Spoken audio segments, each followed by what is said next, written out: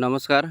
এই বছৰ যিসকল কেণ্ডিডেটে মেট্ৰিক পৰীক্ষা HSLC দিবলৈ গৈ আছে তেওঁলোকৰ ফৰ্ম ফিলআপৰ ডেট এনাউন্স কৰা হৈছে।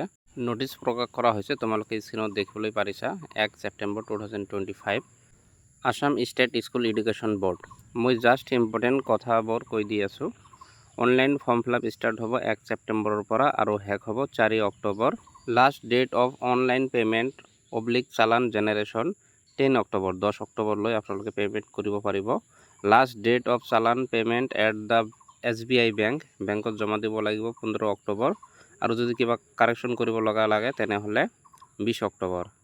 আৰু কেনেকৈ আপোনালোকে ফৰ্ম ফিলআপ কৰিব পাৰিব, অনলাইন এক্সামিনেশ্যন পৰ্টেল আছে যিটো seva.registration.org, তাত গৈ আপোনালোকে অনলাইন ফৰ্ম ফিলআপ কৰিব পাৰিব।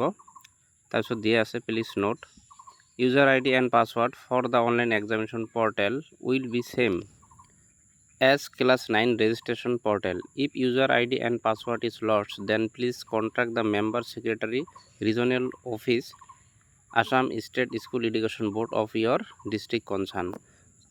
তাৰমানে যিটো ইউজাৰ আইডি আৰু পাছৱৰ্ড আছিল ৰেজিষ্ট্ৰেশ্যন কৰোঁতে ক্লাছ 9ত, এইটো ছেমে হ'ব। যদি কিবা কাৰণত আপোনালোকে পাহৰি যায় তেনেহ'লে আপোনালোকৰ স্কুল নাইবা মেম্বাৰ ছেক্ৰেটাৰী নহ'লে ৰিজনেল অফিচ আছে ডিষ্ট্ৰিক্ট ৱাইজ, তাত কণ্টেক্ট কৰিলে পাই যাব।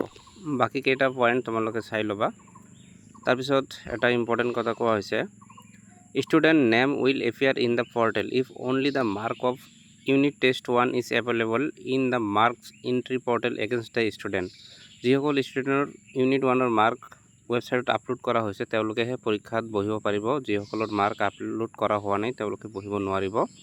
তাৰপিছত 2 নম্বৰ কৈছে, school has to provide the SBI account details of each student while filling the form. যেতিয়া ফৰ্ম ফিলআপ কৰিব ষ্টুডেণ্টৰ বেংক ডিটেইলছ দিব কৈছে। এইটো এটা ইম্পৰ্টেণ্ট কথা, কাৰণ 2-3 মাহমান আগত আমাৰ সন্মানীয় CM ছাৰে ঘোষণা কৰিছিল যে যিসকলে এইবাৰ মেট্ৰিক পৰীক্ষা দিব তেওঁলোকক মাহিলী 300 টকাকৈ দিয়া হ'ব। সেইকাৰণে এই একাউণ্টটো বিচৰা হৈছে। তেওঁলোকে নৱেম্বৰ মাহৰ পৰা যিমান দিনলৈকে মেট্ৰিক পৰীক্ষা হোৱা নাই এই কেইমাহ কণ্টিনিউ তেওঁলোকে 300 টকাকৈ পাব। নৱেম্বৰ, ডিচেম্বৰ, জানুৱাৰী, ফেব্ৰুৱাৰী নাইবা মাৰ্চ মাহ, মুঠতে 4 বা 5 মাহমান ইহঁতে 300 টকাকৈ পাব। তাৰপিছত অনলাইন ফৰ্ম ফিলআপ কিমান টকা হ'ব, এক্সামিনেশ্যন ফিজটো হ'ব 800, প্ৰেক্টিকেল এক্সামিনেশ্যন ফিজ যদি যাৰ প্ৰেক্টিকেল আছে 50 আৰু চেণ্টাৰ ফিজ হ'ব 350। তো টোটাল কৰিলে কিমান হ'ব, 1200 মান হ'ব।